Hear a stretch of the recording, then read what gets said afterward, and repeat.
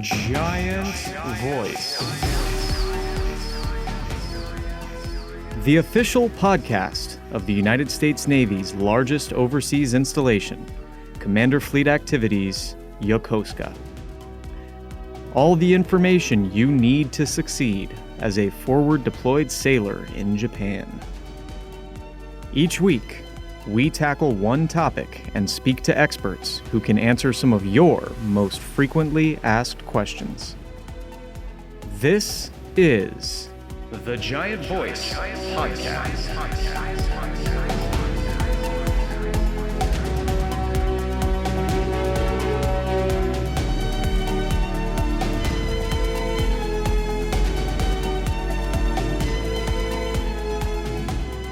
All right, welcome back to the Giant Voice Podcast.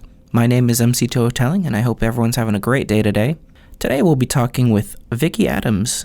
Now, she's the Regional Program Manager for the Yokosuka Red Cross. We'll be talking about all sorts of stuff today, but they want to make a big push to make themselves a bit more well-known in Yokosuka. So one of the big things they're pushing is a bit more awareness of Red Cross messages. And what they are is that they're messages that can be sent out when something might happen to you or someone you know, sent out to their families or your families, and lets them know, like, hey, I'm not okay right now. And it's important to keep this kind of expeditious. So they want everyone in Yokosuka to make sure that they have their information filled out for these. So we'll be bringing Vicki in to talk about just about everything they do. She's manager of all their programs, so I assume she's going to know a lot. I hope you guys enjoy. Well, thank you for coming on. Miss Adams, could you tell me a little bit about yourself? Yeah, my name is Vicki Adams. I'm the Regional Program Manager at the Yokosuka Red Cross. Our office is located here on base. We're in the middle school. And I started my job about a year ago. It's my first time working for the Red Cross. I have a history in nonprofit and volunteer management, but this is my first time really being able to engage, especially in emergency services and things like that. So, and my first time at Yokosuka. Really? Yeah. How do you like it so far? Oh, it's so great here. I have a beautiful view of the water, and our office is right next to the water, and I absolutely love that. I was at Camp Zama prior to this, also a beautiful space, but I'm so glad to be at Yokosuka now. That's great. So could you tell me a little bit about Red Cross's mission, what you guys do? Yeah, absolutely. So our mission at the Red Cross is to really help people in the face of emergencies. So we prepare people in the event of an emergency by doing things like teaching CPR classes. We have babysitting classes for teenagers. We also do preparedness classes, teaching our young kids how to pack an emergency bag, things like that. And then we also assist people after an emergency. So you've probably seen, the Red Cross in the States does a lot of blood drives. We are always there if there's, an earthquake or a typhoon. And we do the same thing overseas. Here at Yokosuka, we don't do blood drives, but we're always here to support if there's a home fire, if there's, an accident out on the water, that type of thing. So we really just want to make sure our community is prepared and kept safe. That's our mission. That's great. I wasn't too familiar with the Red Cross prior, so it's interesting to hear you guys do like you'd set up for disaster relief and stuff like that? Yeah, absolutely. So certainly in the event of an emergency here on base, or if there are a wider emergency in Japan, we would work hand in hand with the command, with CFA, to make sure that everyone who has been affected is being supported. And if there were an incident where we had to do, an evacuation of civilians, we would work, again, hand in hand with the command to make sure everybody gets out safely. So are you guys involved in evacuations, drills, and stuff like that?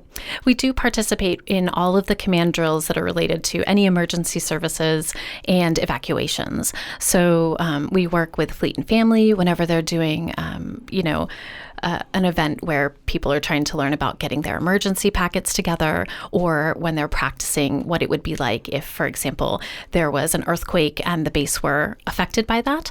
We are in attendance at all of those, and our volunteers come as well. We have a pretty robust disaster action team. We call them the DAT, and so our volunteers help out with that. It's not, just staff. So it's also volunteer run. Absolutely. We have a lot of volunteer opportunities. And one of the things that we do in the Red Cross, here we're a small station, so we serve all of the Red Cross lines of service. And that means that we have volunteers that run our CPR classes that I mentioned before. They help out with our disaster relief. So if there were an evacuation situation, they would be on the front lines helping out with that. Of course, at some point they would have to evacuate as well. But they would stay as long as they could to help out with that process. We also have volunteers who serve in the rest of the community. So we have a lot of volunteers at the hospital, including medically trained professionals who are doing nursing, support with lactation, things like that. And then additionally, we have volunteers who help out at the library, at PAWS, the vet clinic, just sort of anywhere on base where there might be volunteers. The Red Cross tries to help support that. So this is a very spread out, large operation, isn't it? Yeah, absolutely. We're a small staff, but very mighty. So on the sheet here, it says you guys would like to talk about contact cards. Could you tell me a little bit about those? Absolutely. One of the things that we're best known for in sort of the service area is our emergency messages. A lot of people call them Red Cross messages. Right. So if you've ever received one or know someone who's received one, you probably know that a Red Cross message, you'll receive it in the event of an emergency. So a death or something going on back home that someone might be in the hospital, or a birth or a pre-birth.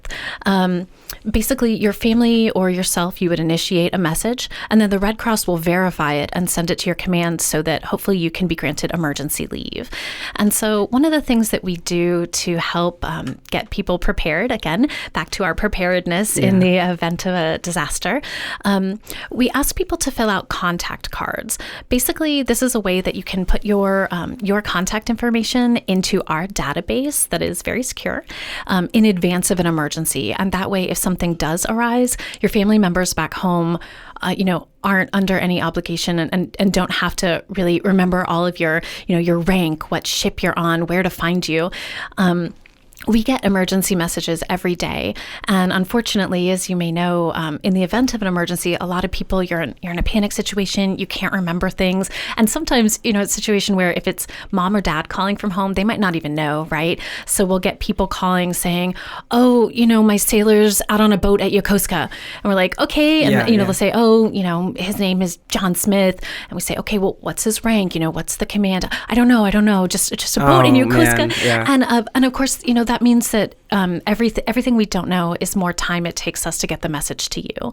Our average message time from time in the door to time delivered to command is less than 2 hours. And so things like that, if your family doesn't know your information, it can really add on time. And I've unfortunately really heard some horror stories about people, deployed who their family doesn't know their information, and it can be hours before they get the information that something bad has happened back home. So if we can get your information into our system in advance with a contact card, then as soon as your family calls in, basically we can look you up by birth date, we can look you up by last 4 digits of social, any of those little bits of information that they do have, and then we'll already be able to say, oh, we know your commands, we know where to find them, we can absolutely get in touch immediately, and we don't have to keep calling the family back, that kind of thing. All right, thank you. And if something were to happen to me or my family, how would I send one out? How would I contact you guys? Absolutely. So you can always call our local Red Cross office, or you can call the Hero Care Network. You can also issue a message through the internet. If you go to the Hero Care Center, there's a way to do it all online. So that's a great way to initiate the message. And that is a 24-hour line, 7 days a week. So you can always reach someone by either calling the line, or if you submit something digitally, then it'll immediately go to someone from the call center, and they will get in touch immediately. In terms of doing a contact card, we have those posted on our Facebook page, so people can fill that out. It takes about 2 minutes. I actually brought one here today, so you can fill yours out. And you can see how quick and easy it is to fill out. It's tiny. Yeah, it's very...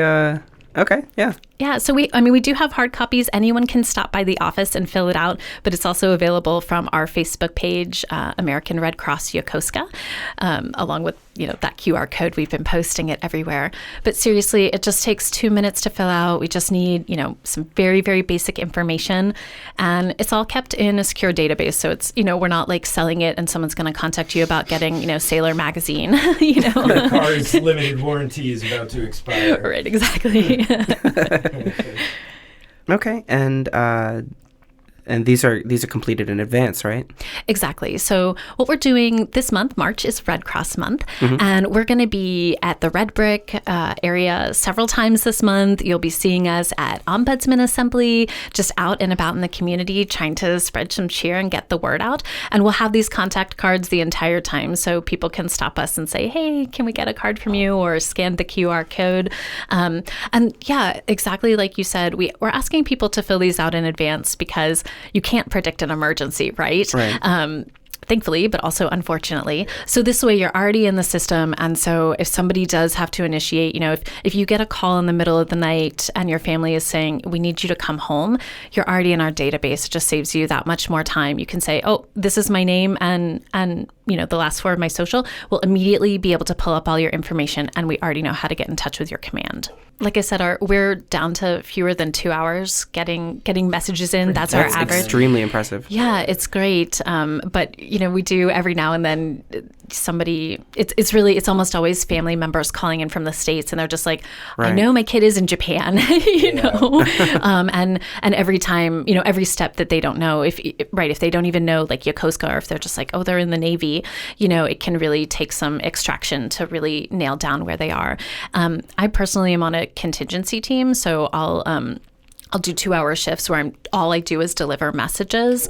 And really? Even then, sometimes, if people are like on a TDY or something, that can also cause a little bit of disruption. And so we do everything in our power to make it easy right from the beginning so that when you're in that emergency, you're not scrambling. Especially the Navy, it's interconnected. People are going everywhere. So Absolutely. I imagine that's a bit of a challenge. Yeah. And I mean, the emergency messages are for all branches of service, including, like our merchant marines and things like that. So it really is, it's a worldwide. And when you think about how big the world is and trying to pinpoint where one little person is on the map, it can be a little bit of a struggle. Could we talk a little bit about more of your volunteer programs at the Red Cross for CFA? Absolutely.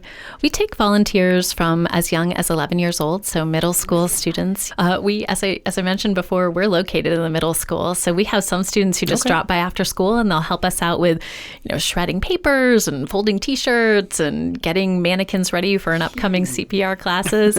It's really great. They're immensely helpful to us. So as young as 11 and up to any age, we take volunteers. The first step is that we ask them to fill out an online application and then come in for a very short orientation. And the point of the orientation is to really help them pinpoint what they're looking to do. Some people come straight to us. They've volunteered with the Red Cross for ages. So they're like, "Hey, I'm a CPR instructor. Sign me up. I want to start teaching classes for you." And it's like, "Great, we'll get you in the door." But other people might be looking for promotion points or trying to get, credit towards graduation, and they need volunteer hours. We get a lot of that. And so they're not really sure exactly what they want to do, but they know that they want to give their time in service. And so we'll have an orientation, let them know about all of our many opportunities. If they maybe want to get in the door at the hospital or try their hand at the vet clinic, or if they just want to spend some time, shelving books at the library, we really help them find that thing that's going to be a good fit. We have a lot of people also that are looking either to change careers or have a little bit of career continuity, right? And so this can be a great place, especially we have a lot of social workers that come to us that are interested in doing casework. So the exact type of people that are helping follow up with someone who might have had an emergency message, we always do a follow-up and make sure, hey, did the message come through? Is there anything else we can help with? So we have volunteers that'll make those phone calls to check in with people. And some people, honestly are just looking to get out of the house and kill a little bit of time, and they're always welcome in our office. We like to see our office as kind of a community space, and so we have sometimes people that'll come in once a week, and similar to the teenagers, they'll help us out with whatever little things might need to get done. I had someone come in yesterday and help us box up some stuff to mail out to another station. So there's really a wide range of opportunities and suiting a wide range of needs. I think it can be isolating to be, in another country, especially if your spouse is maybe out at sea and you don't see them for a while. Right. And so we want to be a place where people can come and find purpose, right? And so for some people, that is service. And we have so many opportunities, especially leadership roles for people who might be trying to sort of puff up a resume that doesn't have work on it for a couple of years because they've been overseas. So we really see ourselves as a community space. Or maybe someone using GI Bill for a master's degree wants to do something outside of class, but can't maybe work full time. So yeah, exactly. We do have a lot of students coming in who just need, either need those hours or are looking to supplement their time with something else.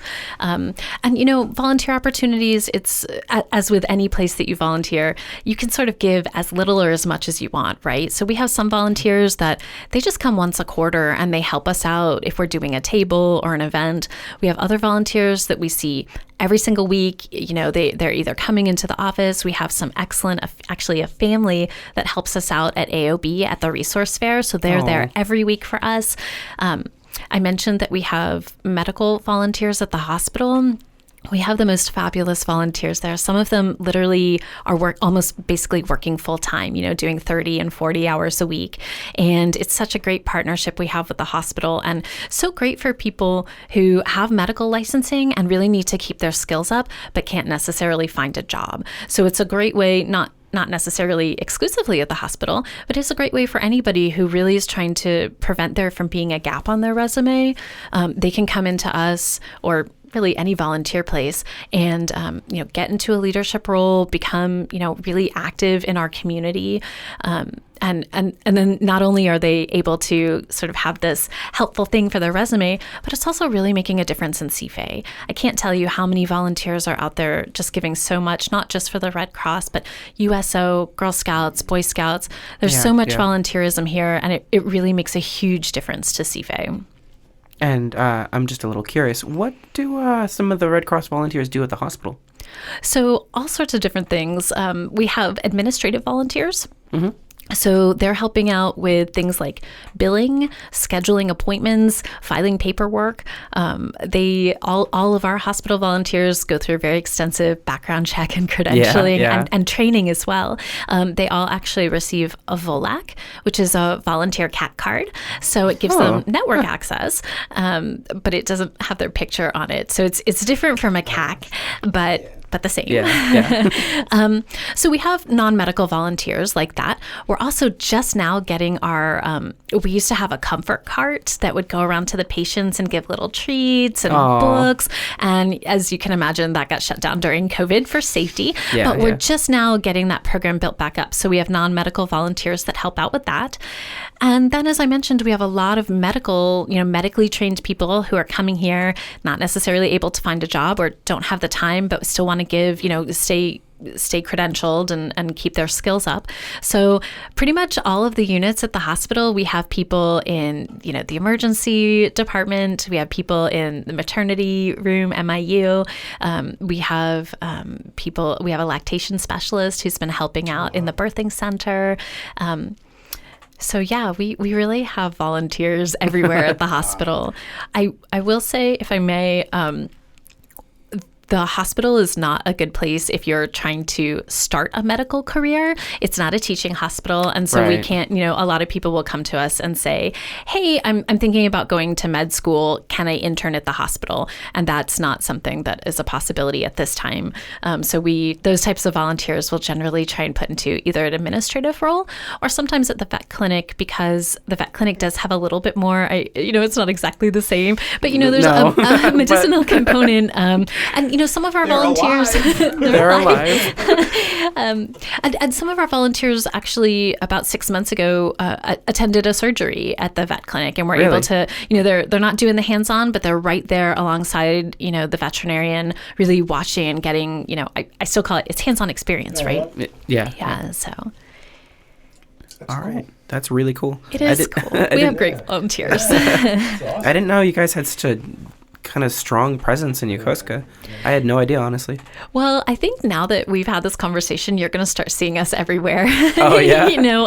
We always have our volunteers will wear their name tag, and sometimes at the hospital, they'll be wearing a vest as well. If they're just out in the community, they'll wear the Red Cross shirt, but of course, that's not appropriate attire at the hospital. So you'll definitely see them in the name tag. But I think, now that it's in your brain, you'll start seeing our little Red Cross everywhere. And to shift gears a bit from volunteers to classes, I kind of wanted to talk about a little bit about the classes you guys have. Sure. So yeah, tell me about that. So we offer a couple different types of classes. Primarily, we're offering those preparedness classes that I talked about before. So we regularly have CPR, AED, and first aid. This is great for anybody who just wants to get up on their skills, feel like they're safe in their home, or there are a lot of people who do actually need it as a requirement for their job. So anyone who works teaching aerobics classes at MWR, they come through us to take our CPR classes. We also have a great babysitters program. This is for teenagers. We generally recommend it ages 11 to 15, though, of course, anyone outside that range can take it.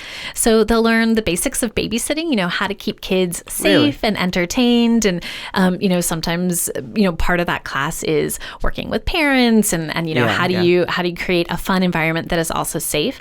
And then as part of that class, they also take pediatric CPR, first aid, and we offer AED, even though people don't have AED in the home. It's just a little added bonus because it never hurts to learn how to use it. And AEDs are pretty simple.